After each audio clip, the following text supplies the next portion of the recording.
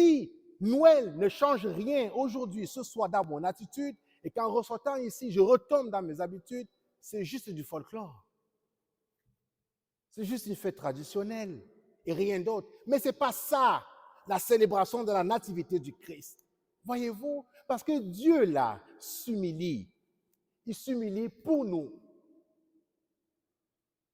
Et il nous rappelle que nos fragilités, partout où les hommes et les femmes d'aujourd'hui sont marginalisés, sont brimés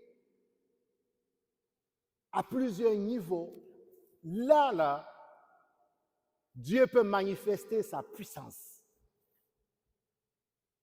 Il peut, dans tous nos lieux de fragilité, nous relever, en faire notre force. Il n'y a pas de fatalité. Ce qui doit nous unir, c'est l'amour. Et l'amour de Dieu n'a pas de frontières. L'amour de Dieu transcende toutes nos préconceptions humaines. Le roi, là, le Messie était attendu où? Dans un palais, dans un palace. Mais non, Dieu est déroutant. Les textes de la liturgie de ce soir nous rappellent que Dieu n'est pas toujours là où on pense qu'il est, parce que nous, on prétend savoir.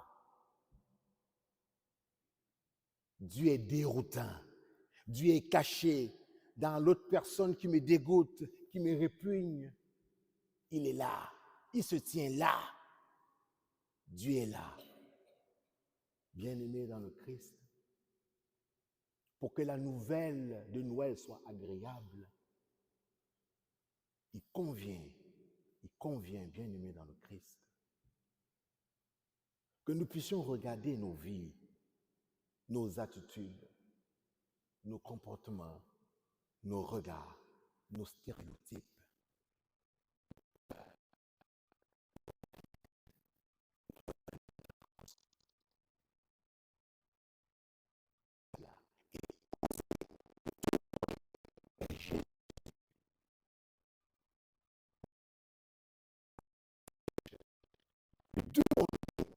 Force d'oser être capable d'embrasser nos...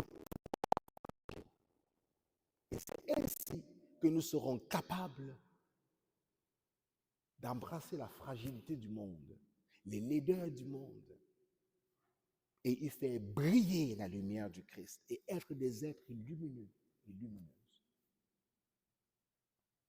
Bien-aimés dans le Christ, l'ange là se présente à des bergers. C'est au berger qui va se présenter. C'est au berger qu'il annonce la naissance du Sauveur. Pas aux savants, pas aux intelligents, pas aux connaisseurs, pas à ceux et à celles qui maîtrisent. C'est à des bergers qui dorment en plein air. C'est à eux là, aux simples, aux humbles, qu'il annonce une nouvelle agréable. Mais moi, je vais vous lancer une question. Vers qui, en sortant d'ici, iriez-vous annoncer une nouvelle agréable? C'est personnel, mais prenons le temps d'y penser. De telle sorte, en repartant d'ici, nous demandons au Christ la force, la grâce, la puissance de son esprit, l'audace, le courage pour aller vers une catégorie qui scandalise. Annoncer, nouvelle, agréable. Prenons quelques instants, quelques secondes pour y penser. Ce n'est pas du folklore.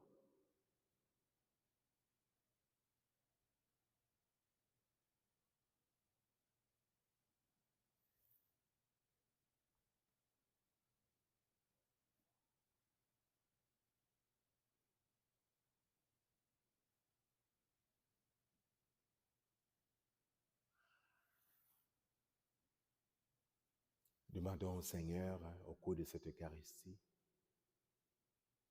que la lumière du Christ né brille au cœur de nos ténèbres, au cœur de nos obscurités personnelles, au cœur de nos fragilités, au cœur de nos épreuves, au cœur de ce qu'il y a de plus laid dans nos vies personnelles.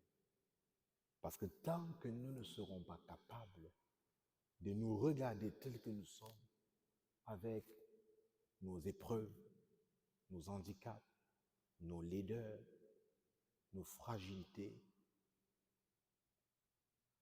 nous ne pourrons pas aimer le monde. Puisse le